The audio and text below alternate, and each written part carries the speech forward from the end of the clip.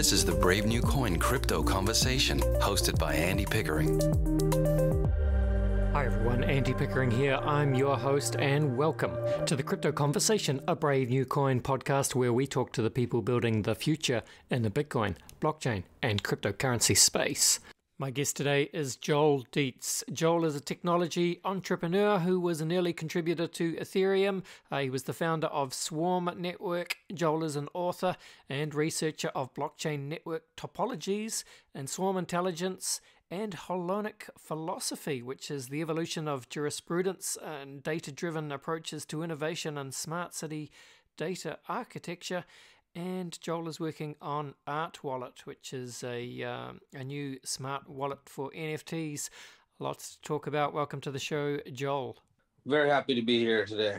So, Joel, as listeners will no doubt have picked up on from just, my very short intro, you're quite an interesting guy. You've got a fascinating background. You've done a bit of stuff. To begin with, could you please introduce yourself and tell us a little bit about, I guess, your blockchain story to date? Yeah, I would say I'm an artist. I've done a lot of different things in different mediums, from sort of poetry to literary things to kind of the future of sort of AR, VR experiences and kind of Burning Man installations. But the way that sort of my day job has been for many years is through code. I'm an engineer.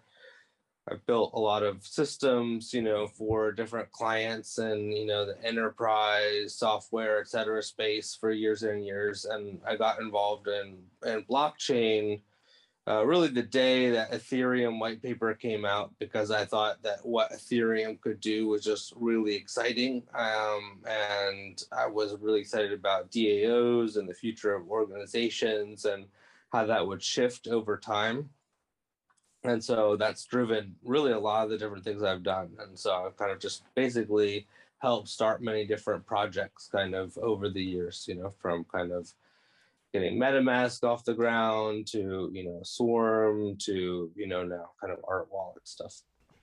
Yes, indeed. So I think, I'm sure we'll circle back and talk about some of this stuff. Love to kind of dig into DAOs and kind of, the philosophy behind the future of human governance and all that kind of stuff, because I know you're into that kind of stuff. But let's do ArtWallet first. So, let's start at the beginning. Hey, Joel, what is ArtWallet? So ArtWallet, is aiming to be the ultimate sort of metaverse wallet, kind of gateway to the whole universe of kind of entertainment through NFTs. And, it's almost going back to business models that have been successful in the past, like Spotify, iTunes, but allowing people to kind of stream content kind of behind NFTs that they buy. So. Yeah, well, that's a great high level vision statement, if you like. So, I'd love to dig into that a bit more. So, because that's a good way of people understand how iTunes and Spotify and those kind of platforms work. But what is the vision in terms of how that would work with ArtWallet and in the context of NFTs? Yeah, well, there's a lot of, platforms, obviously, OnlyFans as well as one that do great business, kind of just streaming content, to fans who are willing to pay for that content. And so far, the NFT marketplaces look really at like kind of one-off, kind of purchases, obviously the whole JPEG market and things like this. But we just generally believe that, most, artists and entertainers and stuff, they want to interact with, they're like paying fans and they're willing to, sell their content to a lot of different people. But that, there's some kind of productive synergy that can happen through the kind of limited edition, things of NFTs. Like one example I like to use is from comic books, because, comic books used to be kind of limited edition. You sell, a certain number of comic books. And then after you've sold them, basically in order to view the comic book, you either have to buy, a secondhand copy, and there's a whole trading market that exists, or you have to borrow and kind of lend it from, a library or your friends. And so we're kind of trying to recapture that sort of, collectible feel including with some of our partners like Terra Virtua, who are very heavily invested in this kind of space. Yeah, no, I think on your website, might be in a Medium post actually, I think, but you talk about how the intention with ArtWallet is to solve some of the problems that I suppose that you perceive with the current NFT ecosystem, such as data persistence, hardware integration, the security threat models, and of course, looking forward, integrating more AR and VR features. I don't know if you want to just speak to any of those and what you think that you guys can do differently.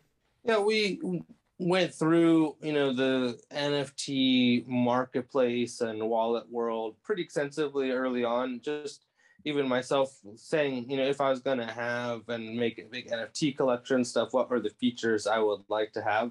And, conveniently at the time, we were with some, large traditional fine art dealers who already have a lot of investing in the future of experiential art and AR and kind of VR and things of that nature.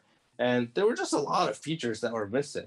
For example, for large art collectors, they really think it's important to have bankable assets. You need to be able to insure your assets.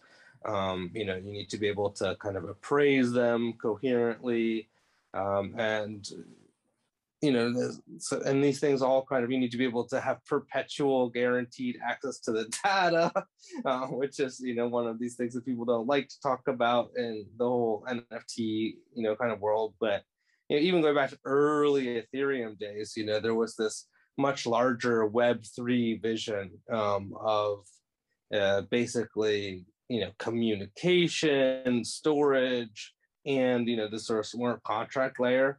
And over time, the Ethereum Foundation kind of let those things go and basically is just only focusing on the sort of, let's say, the settlement layer, which is the sort of smart contracts themselves. And sort of by necessity, and so rather than just, utopian vision, which many of us share at the time, about the future of the internet and society and all of that, but just in this case, from a necessity layer, we're kind of happy to come back and say we may have to actually deliver many of these other things and have them part of an ultimate solution.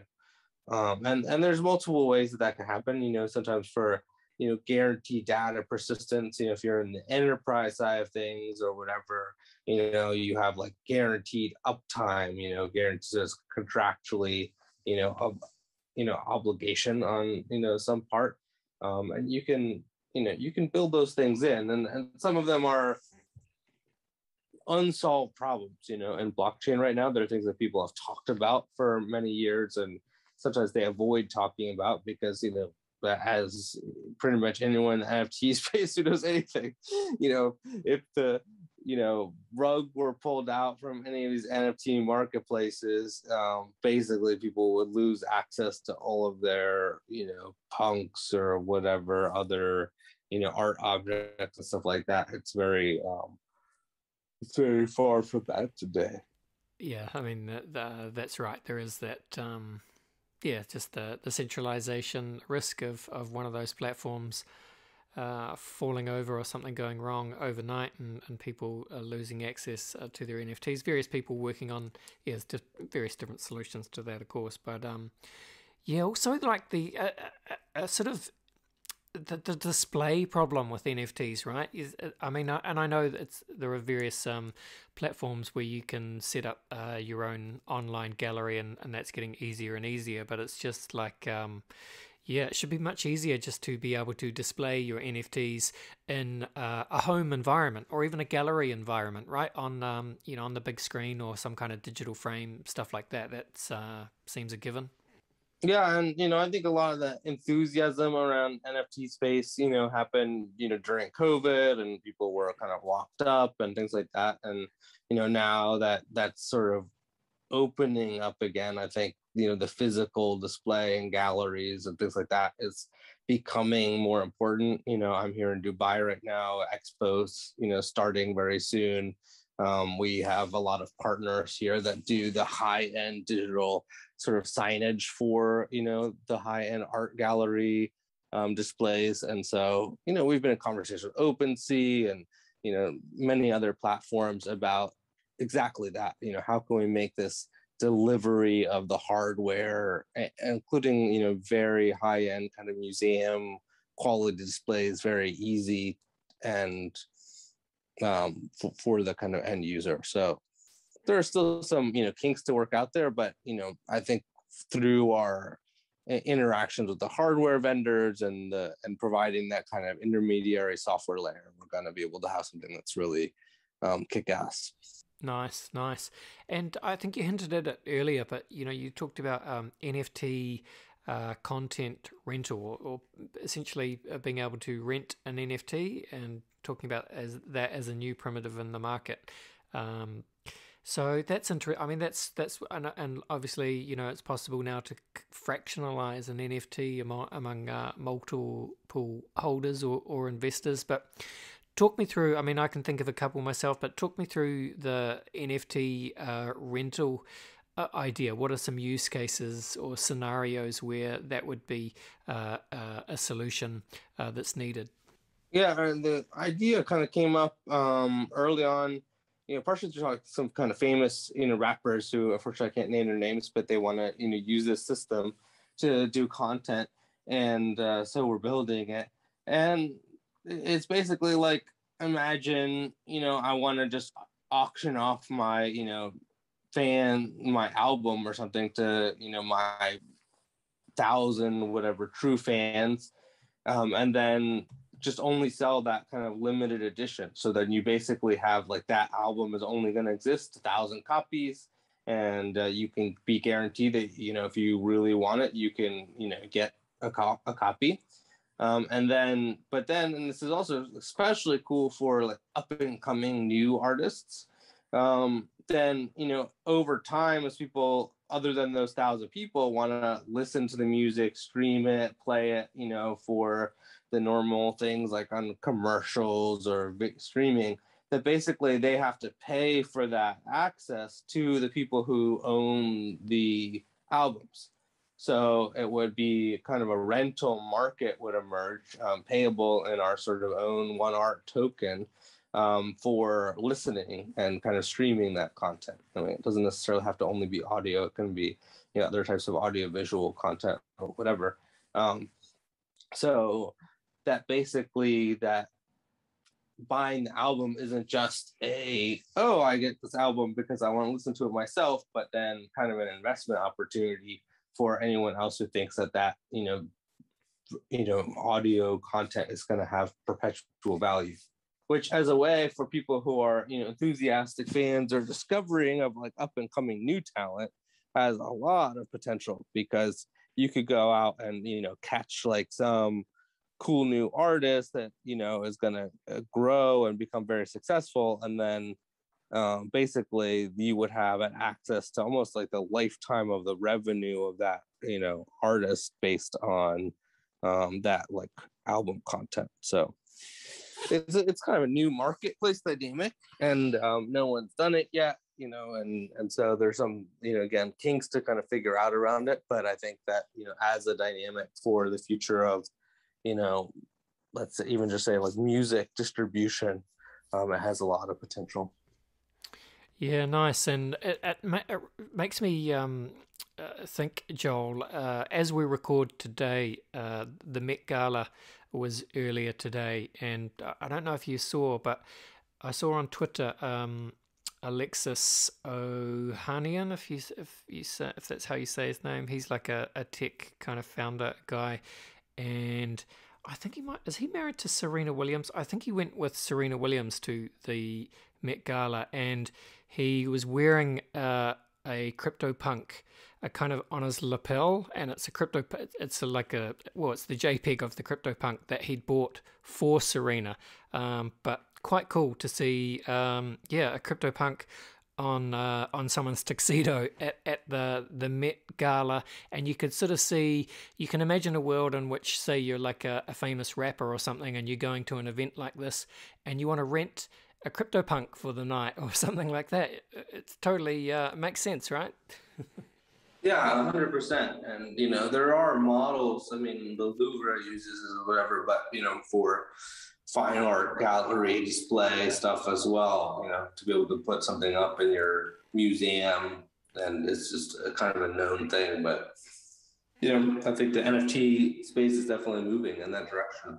I mean, it's one thing to spin up a new NFT wallet or, marketplace or even, NFT collection, which obviously a lot of people are doing.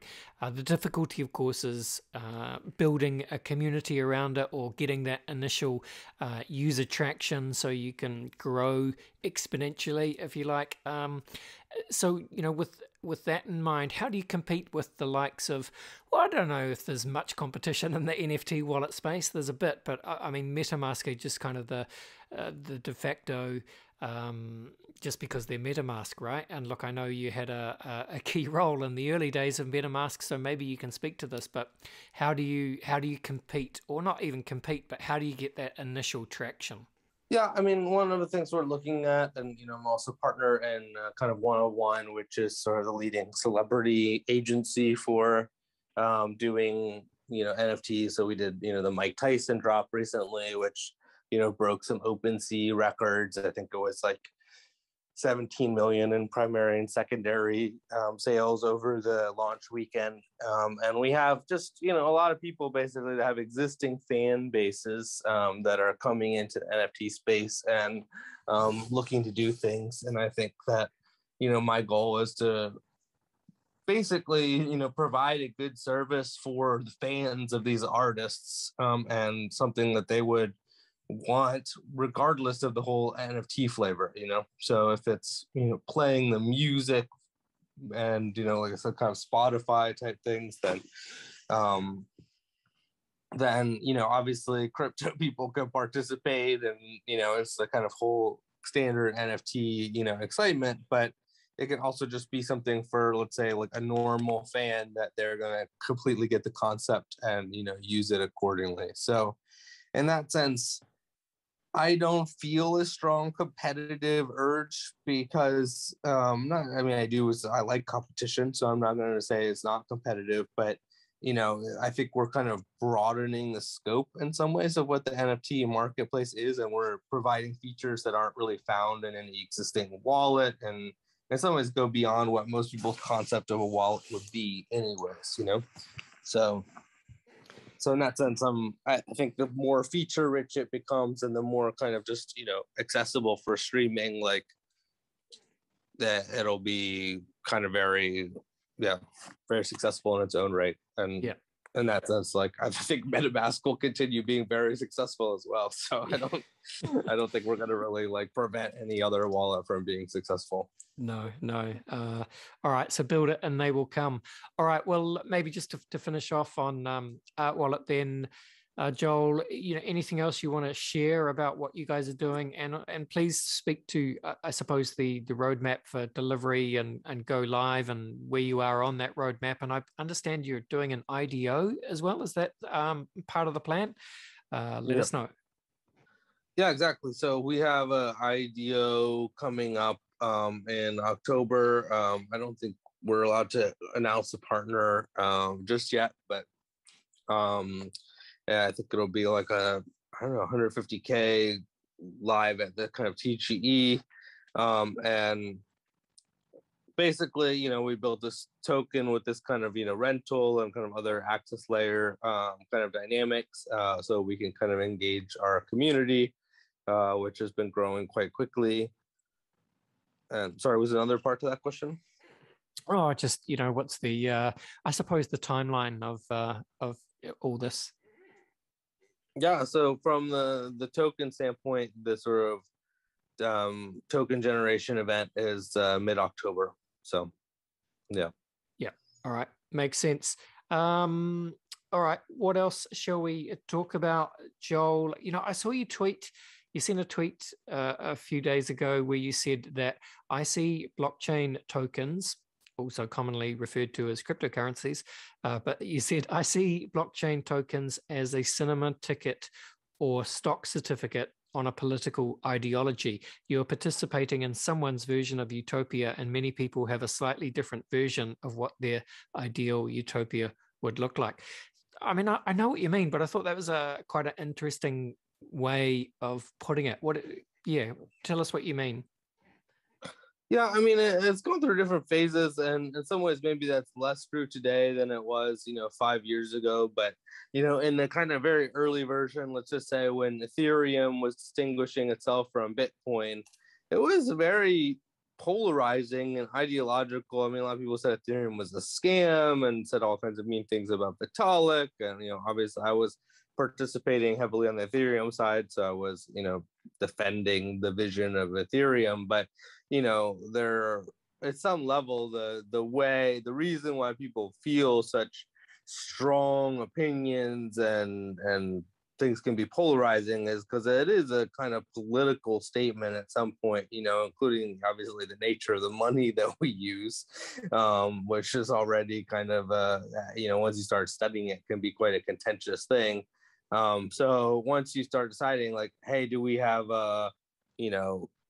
are we set on these principles forever? Is this, a digital gold, so to speak, or is it something that can evolve? Is a monetary policy going to evolve? How are we going to decide, the printing of new things? Those are effectively, the kind of system that you have to kind of choose and kind of iterate underneath.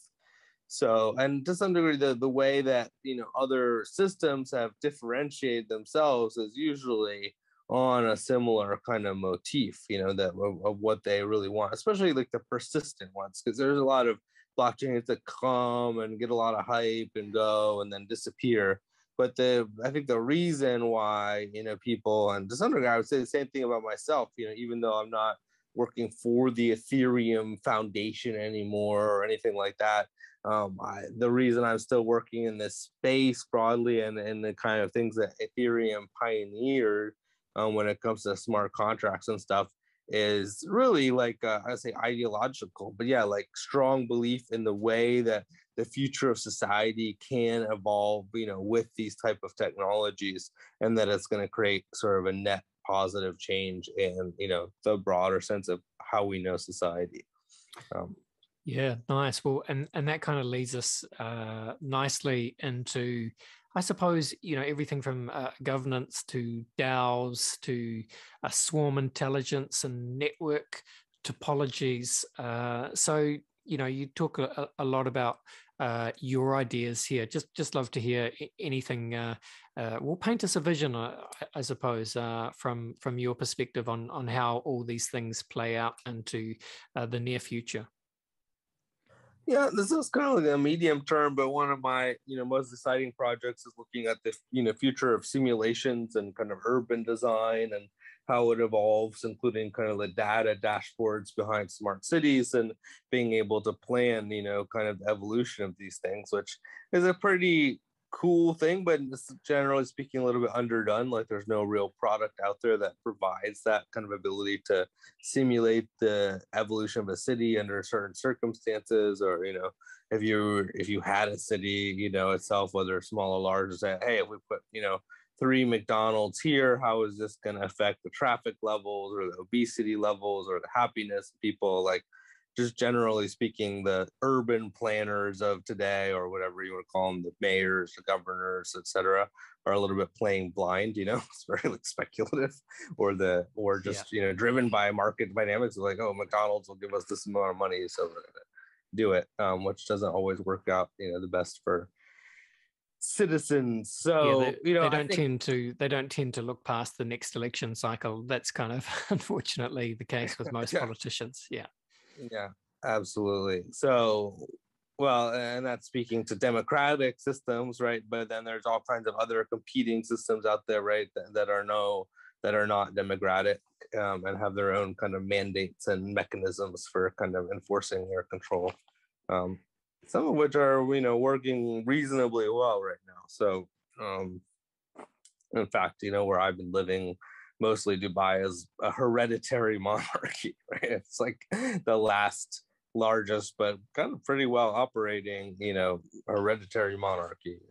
And, very interesting kind of dynamic.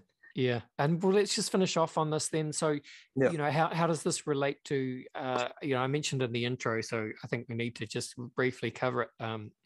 Holonic philosophy or Holonic system design. So this was kind of a hot topic in early Ethereum, and for whatever reason, you know, kind of like I said, the Web3 topics kind of faded over time, and this topic seems to also have faded. But there's some of us who are just very passionate about it, and it really looks at the future of human organizational systems as mirroring, you know, to some degree, biological systems, and basically how we can build them to be at their peak efficiency, you could say, or health, you know, and the metrics that we can use to do that. So it's kind of like a social science, so to speak, or basically attempting to be as close to a science as you can that is, and the science particularly of how you optimize for, you know, the health and strength of, you know, organizations.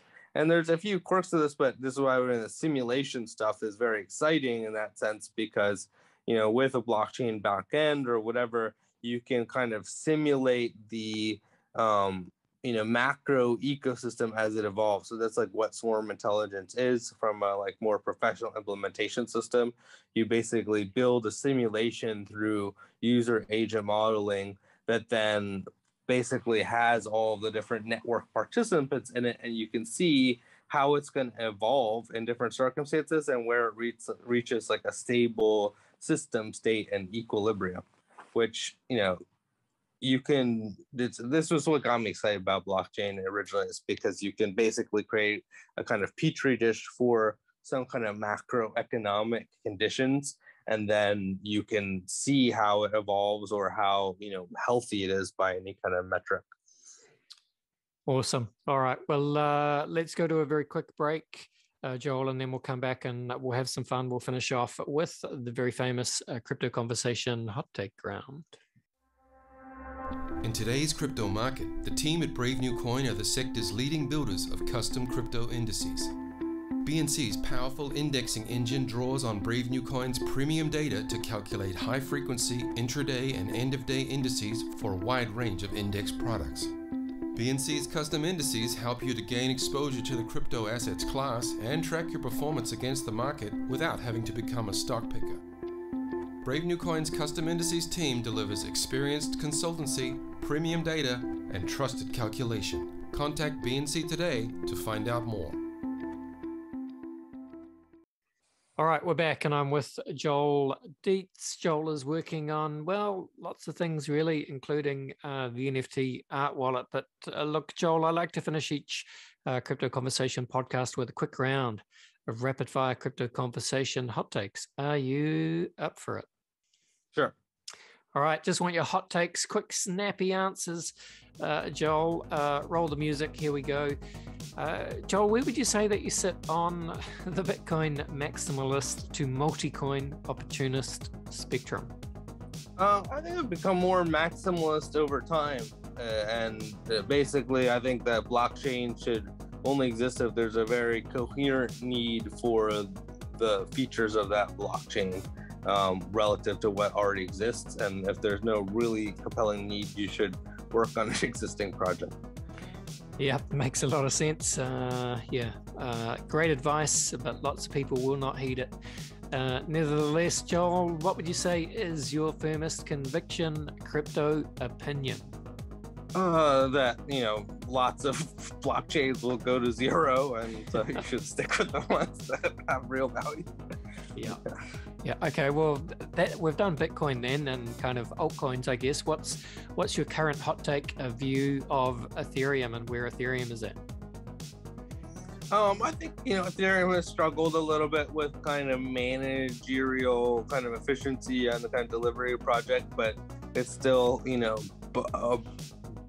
far and beyond the one that has the highest, let's say, research, development, talent, ecosystem, you know, kind of liquidity, all those things. And I don't see any reason right now why anything else is going to unsettle it from that place, because it does have the combination of all of those things. So All right, let's switch gears. UBI as a potential fix for AI-induced automation, or even just, for kind of a future world of increasing inequality. Is UBI a good idea or bad idea? I think it's a fascinating idea, and it really depends on, to me, the hard research that happens when you use UBI and how it affects the people that are on it, especially over a longer time horizon. And from what I've taken from even what seems to be pretty sympathetic researchers on UBI that have done test studies, that it hasn't been very positive about what's come back.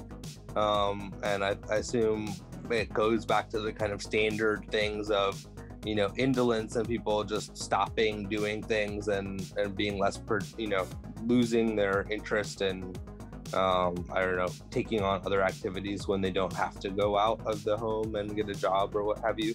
So, but I don't know.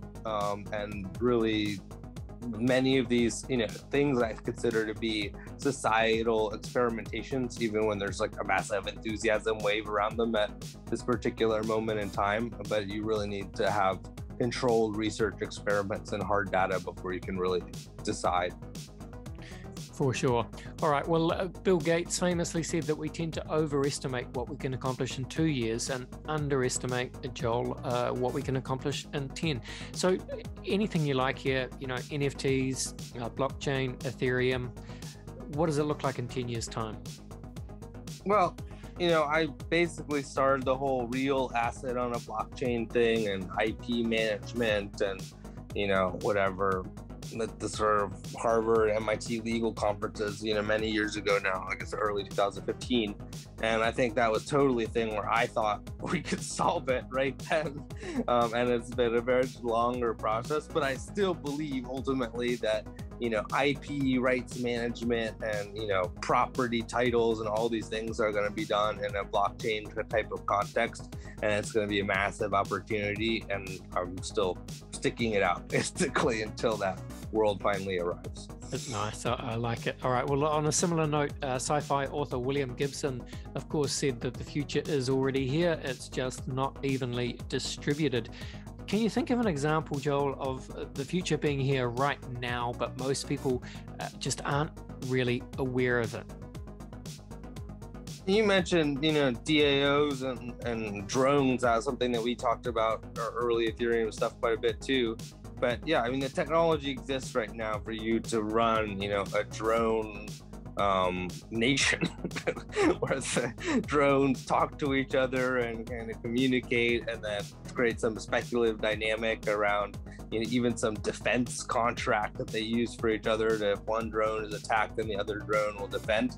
So I think that, mutual assurance kind of contracts through blockchain type topologies for application areas like defense and things like that is here, and it'll be really interesting to see how that kind of unfolds at some kind of scale. Yes, indeed. Fascinating. All right, let's start to finish off. Time to zoom out, time to get a little bit weird. What do you see as the long-term future for the human race? Do you see dystopia or utopia? I have a book I'm working on right now that's kind of called From Crypto Economics to Cyber Utopias. And I am actively, collating all of the important writings of the last, 50 years on these topics, including many of the things that people said, hey, once we have digital cash, we're going to have assassin markets, we're going to have all these other, espionage things that are going to start happening much more fluidly, et cetera, et cetera. A lot of those really leaned in a dystopian direction, and it's interesting to see that many of the founders of them, including Vitalik, when he's talking about Suarez, and even when it imposed the kind of DAO stuff, we're actually looking and thinking of some of these, more dystopian scenarios. And I think at some level, we are going to hit a lot of dystopian things as central banks lose the ability to print money and solve their problems, but we haven't built any of the replacements really at scale for some of these more larger public goods problems, like security being a really big and important one that people value, that there's going to be some massive fallout. So I think You'll find pockets of Utopia, probably like Singapore will still be a nice place for a long time, but a lot of places are gonna go into kind of a dramatic free fall. Cheery stuff. All right. Well, let's close this out, Joel. Finally, what is your favorite science fiction book, a film, show, or universe? Wow, I think probably go back to one other classic, but Philip K. Dick. I would say some combination of Philip K. Dick and Arthur C. Clarke, although I'm a huge Asimov fan. And looking at his stuff on like time, I was rereading some of that stuff recently, and really, really fascinating. But both kind of ballads from Arthur C. From Philip K. Dick, but then Blade Runner has always been my favorite sci-fi movie by far, the kind of original one, and I think kind of hitting on that fusion of human, cyborg, cybernetic. How do we really know that we're alive and thinking of our own free volition is still in some ways the most iconic philosophical problem, and it's never going to go away. Couldn't agree more. Like it a lot. That is a great answer. Thank you, Joel. Well, and thank you also for spending some time with us today. This has been a lot of fun. Nothing else to say really, except to hand the metaphorical microphone back to you. Please tell the people where they should go if they want to follow you on Twitter, and where they should go to find out more about the ArtWallet and look in anywhere else you want to point people to. Yeah. So J Dietz, JDIETZ on Twitter, and then artwallet.co for ArtWallet, and those are the main things I would just encourage people to check out and see what you're interested in, and reach out in our Telegram channel, because we're always interested in hearing from the kind of community and kind of prioritizing features and ideas, and really learning about everything that people are doing in the metaverse, because there's so many interesting innovations happening right now. Sure are. Fantastically said. All right, this was good. All the best, Joel. Thanks very much, and bye for now. Take care. All right, guys. Thank you very much for listening. That's today's show. Don't forget to subscribe to the Crypto Conversation in whatever podcast app you are using. And if you want to get at me, just drop me an email, andy@bravenewcoin.com. All right. Thanks for listening, guys. This was the Crypto Conversation for Brave New Coin. See ya.